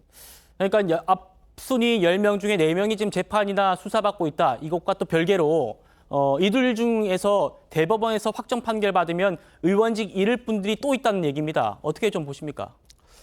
물론 지금 재판이 진행되는 분들이 계시기 때문에 그분들에 대한 확정 판결이 나오게 되고 유죄가 확정이 된다고 한다면 순번이 차순위자에게 넘어가게 되겠죠.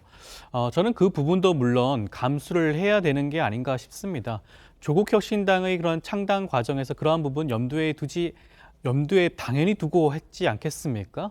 그리고 저는 이 문제에 대해서 민주당과 국민의힘 모두가 고민해 봐야 될 지점이 있지 않나 싶은데 많은 분들이 말씀하셨지만 그러한 분들이 지금 앞순번에 있음에도 불구하고 조국혁신당을 지지하는 사람들이 무려 30%에 가깝습니다.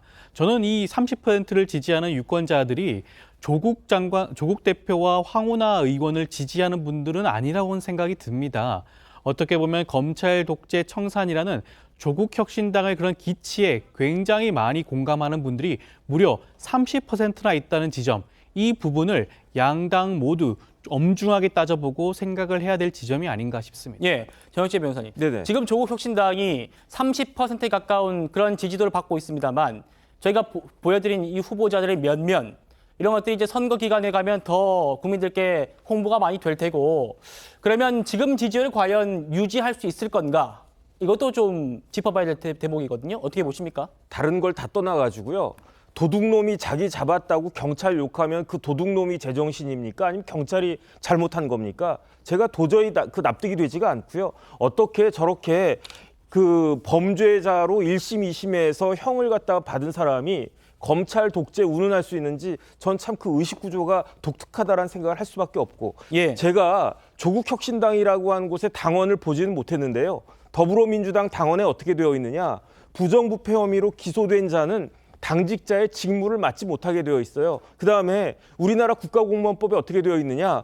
범죄 혐의로 기소가 된 사람은 직위 해제가 되도록 되어 있거든요. 이게 이렇게 해가지고 직위 해제가 된 사람이 누굽니까? 다른 사람이 아니고 조국 교수가 이렇게 직위 해제되지 않았습니까? 그런데 저는 살다 비법률적인 명예회복이란 말을 들어보지도 못했는데 이런 비법률적 명예회복이라고 하는 참 희한한 말을 다른 사람도 아니고 서울대 법대 교수 출신한테 들을 줄은 정말로 몰랐습니다. 그다음에 경찰이 하는 일이 뭡니까? 법과 질서를 유지하는 거잖아요. 황운하가 어떤 사람이었습니까? 경찰청장이었잖아요. 울산 경찰청장으로 할 때 뭘 했습니까? 불법 관권 선거를 했다고 1심에서 실형을 받았잖아요. 그러면 근신하면서 반성하고 있어야지 어떻게 2번, 8번 이런 번호 받고 또다시 국회의원을 하려고 하는지 전 도저히 납득이 되지가 않습니다. 알겠습니다.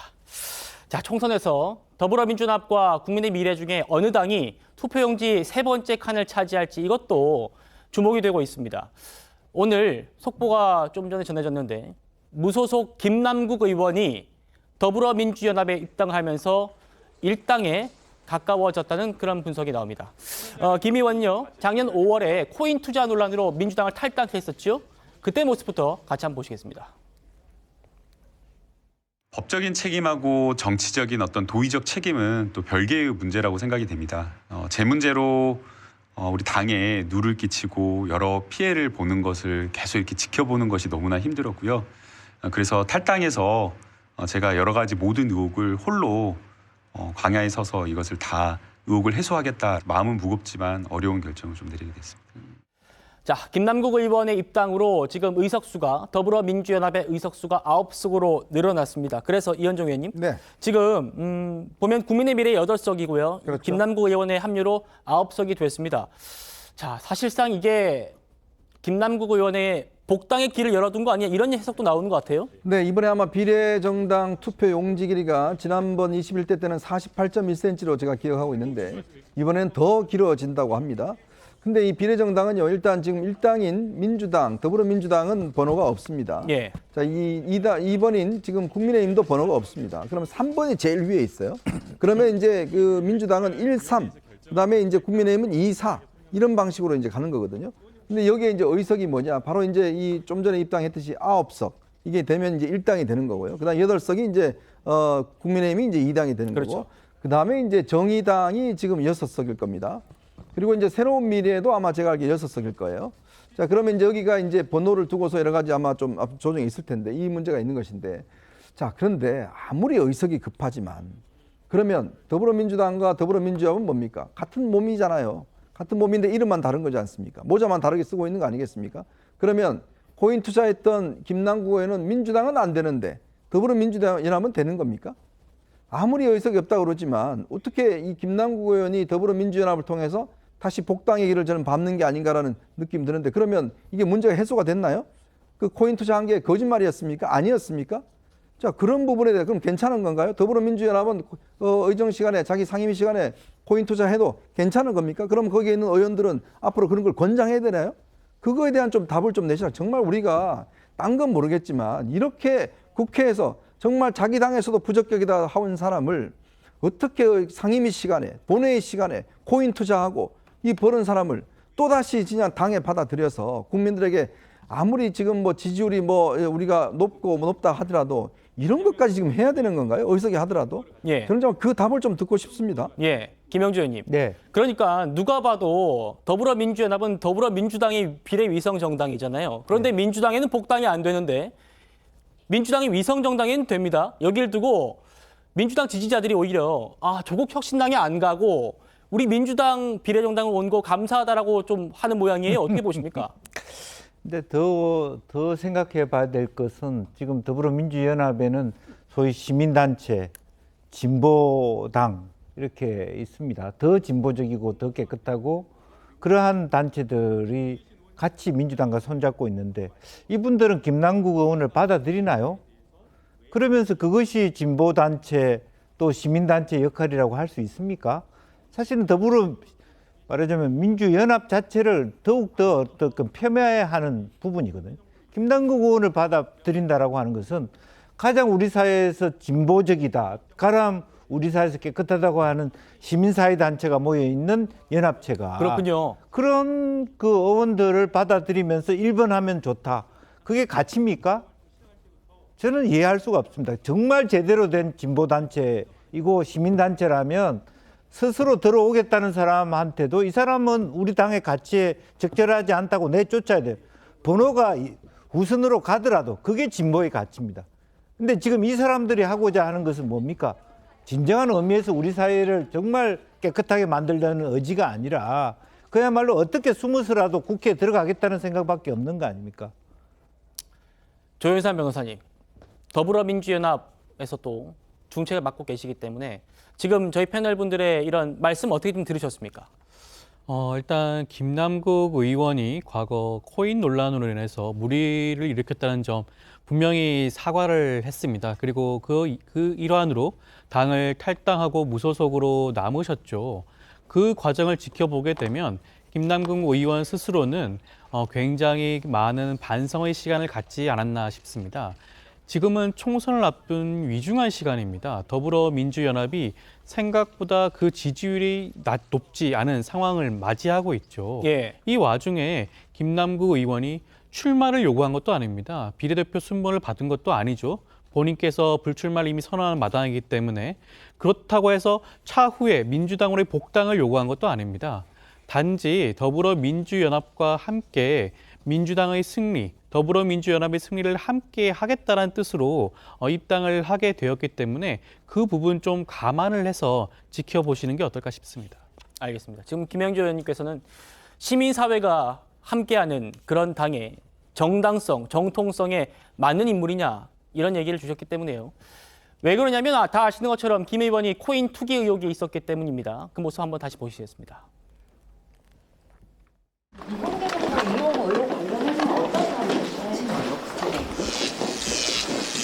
어떤 근거를 가지고 그 의혹을 제기하시는 거죠, 기자님? 어떤 코인? 어떤 가상화폐? 아무런 어떤 근거도 없이 미공개 정보를 이용했다라고 이렇게 주장을 하는 게 저는 너무 터무니없다고 생각이 되고요. 그리고 이제 또 죄송하다는 말씀을 좀 드리고 싶은데요. 초기에 이제 막 다 해명을 하고 싶었는데 당에서 일체 어떤 응대를 또 하지 말라는 그런 이야기가 있어서 좀 적극적으로 좀 해명을 하지 못했고 지금부터는 이제 탈당하고 진상조사하면서 이제 소명을 하고 있는 상황이기 때문에 궁금한. 김남국 의원이 조금 전에 페이스북을 통해서 본인의 입장을 밝혔습니다. 그 모습을 저희가 그 내용을 전해드리려고 하는데요. 이렇게 얘기했습니다. 더불어민주당의 연합의 일원이 되기로 했다. 이렇게 선언하면서요. 깊은 고민 끝에 결심을 한 것이다. 조현산 변호사님 말씀처럼 윤석열 정부의 독주를 바라볼 수만 없었다. 이렇게 지금 입장을 내고 있습니다. 그러면서요. 이 부분이 좀 중요한 것 같습니다. 자신에 대한 이중잣대와 마녀 사냥식의 정치 공세가 있었고 하지만 그런 억울함을 뒤로 하고 민주연합의 당원으로서 역할을 하고자 한다. 억울한 점이 있었다는 겁니다. 그러면서 선당 후사, 백의종군 자세로 뛰겠다. 이렇게 얘기했습니다. 정혁재 변호사님 어떻게 들으셨습니까? 저런 사람이 더불어민주연합이라고 하는 비례정당에 들어갈 만큼 더불어민주연합이라고 한 당이 진짜 그 끝까지 간 당인가? 전 그런 생각이 드는 게 뭐 다른 걸 다 떠나가지고 김남국 의원 하면 뭐가 생각납니까? 저는 찢어진 운동화가 생각이 나고요. 아이스크림도 제대로 못 먹는다고 그랬고요. 그다음 국회 식당에서 3,000원짜리 밥 먹는다고 그랬어요. 그러면서 뭐라고 그랬습니까? 한 푼만 줍쇼 그러지 않았습니까? 그런데 알고 봤더니 김남국 의원의 재산이 2020년 국회의원 됐을 때 얼마였느냐? 8억 3천만 원이었어요. 21년에는 얼마가 됐느냐? 11억 8천만 원으로 3억 넘게 늘었어요. 2022년에는 12억 7천만 원 됐고요. 2023년에는 15억 3천만 원 됐어요. 그러니까 국회의원 등록할 때부터 작년까지 거의 재산이 2배 늘었습니다. 이런 사람이 아이스크림 하나 제대로 못 사 먹습니까? 그 다음에 이런 그 재산 형성 과정에서 이런저런 뭐 코인과 관련해 가지고 이야기한 거 족족 다 거짓말이었습니다. 이게 범죄인지 여부까지는 확인되지 않았지만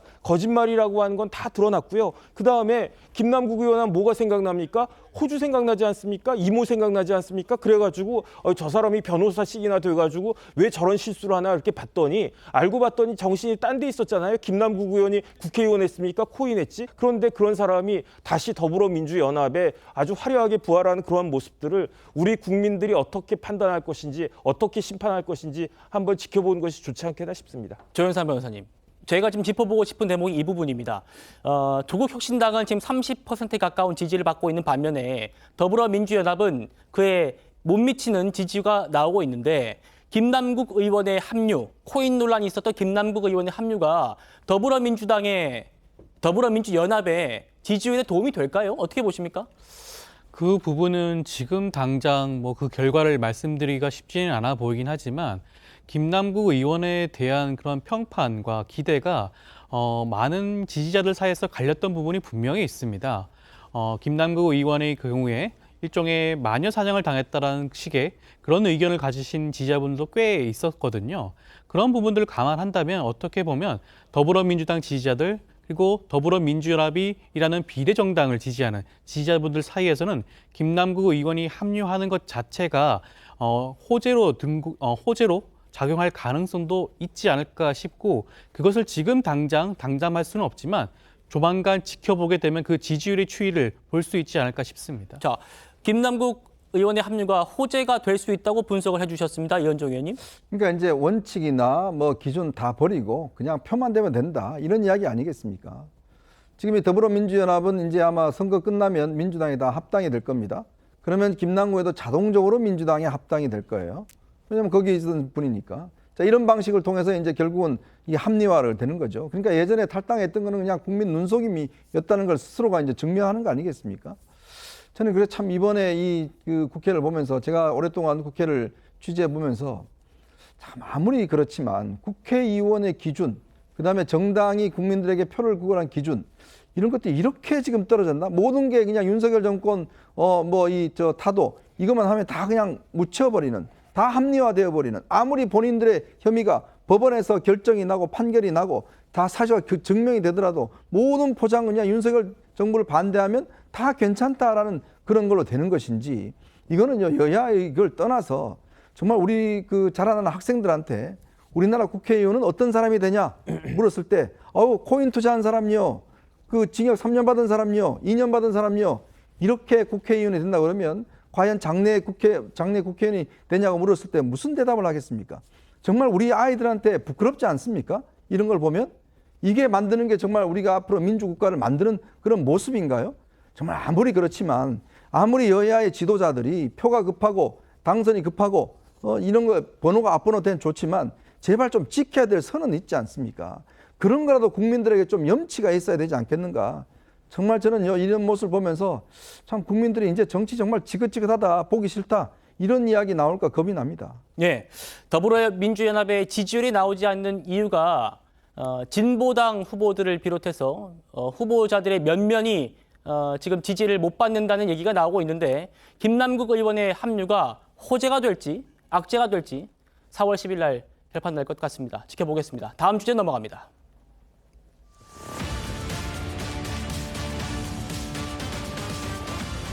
이재명 대표가 정봉주 전 의원의 공천 취소로 치러진 서울 강북을 재경선 결과를 직접 공개해서 논란입니다.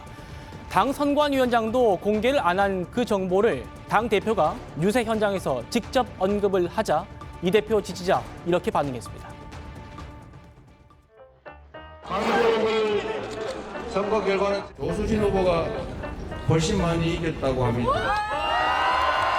근데 왜 와 하세요? 진 사람도 있는데. 강원이 주인이다. 네. 이게 워낙 관심사도 크고 그래서 말씀을 좀 드리면 가감선을 하지 않은 상태에서 7대 3으로 반영을 하면 박용진 30.08, 조수진 69.93 이겼다고 합니다.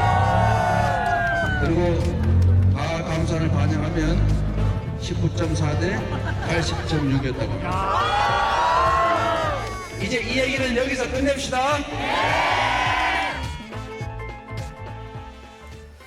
김영주 의원님, 당에서는 투표율만 공개하고 득표 얘기 안 하겠다 이렇게 얘기했는데 되려 이재명 대표가 아주 구체적인 숫자까지 다 밝혔습니다. 이거 당 선관위 제재 대상은 아닌가 보죠? 제재 대상이 될 수 있죠. 그러나 사실은 이거야말로 이재명 사당화의 증거라고 봅니다. 당의 규칙과 규범은 아무 의미가 없어요. 이재명 대표 마음대로예요. 눈치 볼 사람이 아무도 없다는 거예요. 그런 부분에 대해서 당원들이 좋아한다. 그리고 이것은 사실은 그야말로 박용진 후보에 대한 최소한의 예의도 없는 겁니다. 어떻게 같은 당원이라고 할 수 있겠습니까? 잘 쫓아냈다. 이게 당원입니까? 너무 지나치다고 보고요. 당에서 지금 선관위조차도 안 하는 것 자체를 다른 지역에 가서 대표가 저런 식으로 얘기하는 것, 또 그걸 환호하는 그런 당원들이 정당의 같은 동지라고 할 수 있겠습니까? 참 안타깝다는 생각이 들고요. 뭐 그것이 한두 건이어야지 뭐 이걸 독특하게 얘기하죠. 뭐 그런 부분들이 너무 많았고 그런 부분이 그러면서도 어쨌든 민주주의 얘기를 하고 있으니까 또 답답할 노릇입니다. 예, 이현정 의원님. 네. 앞서 영상 같이 보셨습니다만 현장에서 왕수박이 날아갔다 이런 환호가 들렸고요. 그러니까 이재명 대표가 왜 환호하세요? 진 사람도 있는데 라고 모르는 척 짐짓하는 그런 모습도 보였습니다. 어떻게 보셨어요? 제가 이 장면을 보면서 다시금 한번 또 이야기할 수밖에 없는 이야기가 있습니다. 이재명 대표 지난 대표 출마할 때 당선됐을 때 박용진 후보 같은 사람이 공천받는 그런 민주당을 만들겠다라고 국민들에게 약속을 했죠. 자, 이제는 박용진 같은 사람을 차근차근 끝까지 그런 밟는 민주당을 만들어 버렸습니다. 자, 정말 이 당에서요, 저렇게 구체적인 명단까지, 저게 지금 이 마이크를 들고 있기 때문에 저게 기자회견이라는 형식을 택한 거거든요. 왜냐하면 지금 이재명 대표가 지금 마이크를 들 수 없습니다. 선거법 때문에. 예. 근데 기자회견이라는 명분으로는 마이크를 들 수가 있어요. 그런 걸 통해서 지지자들 앞에 놓고 다 일일이 공개를 한 겁니다. 자, 봐라. 온갖 선거 이 제도를 바꿨습니다. 이번 같은 경우는 전국에 있는 권리당원 투표로 70% 하면서 바꿔버렸어요. 아니, 강북을 후보를 뽑는데 왜 전국 당원을 투표를 하나요? 예. 결국 그 이야기는 뭐냐면 우리가 옳았다라고 하는 것이고 어떤 식이든지 박용진을 그냥 밟고 가겠다는 이야기고 정말 본인이 2년 전에 무슨 이야기를 했는지 기억을 못 하시는 건가요? 그렇게 당을 만들겠다고 해놔놓고 그거는 기억이 없어라고 지금 이야기를 하는 거 아니겠습니까? 그러면 앞으로 이재명 대표 말을 어떻게 믿을 수 있나요? 물론 이 말뿐만 아닙니다. 여러 가지 말도 있지만 정치인의 말에 대한 신뢰 이미 떨어뜨려 버렸는데 정말 요 정치가 조금의 예의라도 있어야 됩니다. 박용진은 뭘 잘못 그렇게 했나요? 본인 아마 대표 그다음에 이제 대선 후보 그 경선 나선 죄가 저렇게 받을 겁니다. 저 이야기는 뭐냐? 앞으로 나한테 도전하는 사람은 내가 철저히 밟겠다. 철저히 제외시키겠다라는 것을 상징적으로 보여주는 것이다. 그런 측면에서 참 이재명 대표 참 제가 볼 때는 좀 최소한의 예의 이런 것이 갖춰졌으면 좋지 않겠나. 제가 그렇게만 말씀을 드리겠습니다. 예, 제가 직접 통화해본 민주당 분들, 이재명 대표가 직접 박용진 의원을 모욕한 거 아니냐 이런 비판을 분명히 하고 있습니다. 김영주 의원님도 그렇게 말씀 주셨고요. 이재명 대표가 의원들 평가 점수를 슬쩍 공개하면서 웃음을 보여서 논란된 거, 이것도 지금 다시 한번 회자되고 있습니다. 동료 의원들의 평가, 그거 거의 0점 맞은 분도 있다고 합니다. 여러분 아마 짐작하실 수 있을 분이시기도 한 것 같아요. 0점. 동료 의원들이 그렇게 평가한 겁니다. 정혁진 변호사님. 네네. 박용진 의원이 비명 행사의 처음이자 마지막을 장식을 했습니다. 그런 평가가 맞는 것 같은데, 이재명 대표와의 그런 잠재적인 그런 대결 구도, 그런 서사를 만들었다 이런 평가가 또 나오긴 하거든요. 어떻게 좀 평가하십니까? 제가 봤을 때 조금 전에 나온 게 동료 의원의 평가였습니까? 제 느낌에는 이재명 대표의 평가가 아니었는가. 그다음에 박용진 의원은요, 이미 비명 행사의 단계를 넘어서 2번 행사한 거 아니겠습니까? 그렇기 때문에 체급이 상승한 건 당연할 것 같다. 예컨대 뭐 미들급에서 헤비급까지 갔는지는 모르겠지만, 하지만은 저는 어떤 생각이 드냐면, 지금 저 이재명 대표를 앞에 두고 환호하는 사람들 굉장히 많지 않습니까? 그런데 저 사람들 중에서 앞으로 눈물을 흘릴 수 있는 사람이 있지 않을까? 저는 그런 생각이 들고요. 만약에 임종석, 홍영표, 서른, 그다음에 조금박해 이런 사람들이 이재명 대표가 대통령 후보도 되고 당대표가 되는 것에 대해서 문제의식을 가지고 막았더라면, 제대로 막았더라면 지금과 같은 상황은 없지 않았을까? 저는 그런 생각이 들고요. 그렇기 때문에 너무 지금 좋아할 그런 건 아니고, 박용진 그 의원이 얼마만큼 자신을 키워나가는지는 이제 지켜볼 그 단계가 된 것이 아닌가 싶습니다. 예, 박용진 의원과의 경선에서 승리한 조수진 후보죠. 조수진 후보는 오늘 라디오에 나와서 소감을 이렇게 밝혔습니다. 인터넷 열기가 워낙 뜨거워서 높으리라고 예상은 했지만 그보다 훨씬 높게 나온 걸 보고, 또 저에 대해서 상당히 지지율이 상당히 압도적으로 많이 나왔다는 말을 듣고 책임감을 굉장히 많이 느꼈습니다. 유시민 작가님께서 길에서 배지 줍는다 이런 이제 약간 반농도 하시고, 제가 가볍게 생각하고 나온 걸로 이제 오해하시는 분들도 있는데 저는 정말 이렇게 많은 고민을 했고요. 조현산 변호사님, 지금 이제 조수진 후보가 확정됐습니다만 아직까지 논란은 좀 이어지고 있습니다. 과거에 성범죄 피의자를 변호한 이력 때문에 여성 단체들이 지금 비판을 하고 있거든요. 어떻게 좀 보세요? 변호사는 어떻게 보면 어떠한 분들도 변호할 수밖에 없는 그러한 사정에 있습니다. 성범죄 피의자라고 해서 변론을 하지 않을 수 없는 그런 사정이 분명히 있었을 것입니다. 그 부분에 대해서는 아마 조수진 후보의 경우에도 사과의 말씀을 하신 것으로 알고 있는데, 정치인이라면 사실상 국민의 눈높이에 따라서 행동을 할 수밖에 없는 부분이 분명히 있죠. 급히 정치권에 입문을 하시다 보니 과거에는 그러한 사건을 수임을 하고 진행을 했을 수는 있겠지만 앞으로는 그러한 일이 없을 가능성이 있지 않을까 싶고요. 조수진 후보에 대해서 좀 말씀을 드리면, 저는 이분께서 과연 친명으로 구태여 분류를 할 필요가 있을까 싶습니다. 박용진 의원을 상대하기 위해서라면 이재명 당대표라든가 친명 입장에서는 조수진 후보보다 더욱더 선명한 친명 후보들이 잔뜩 있었음에도 불구하고, 어떻게 보면 경선을 박용진 의원과 조수진 변호사 간의 공정한 경쟁을 치르기 위해서 두 분의 최종 결선 매치업을 성사시킨 게 아닌가 싶고요. 조금 더 말씀을 좀 드리면, 이재명 당대표가 박용진 의원을 모욕하기 위해서 저는 그 경선 결과를 말했다는 생각은 들지는 않습니다.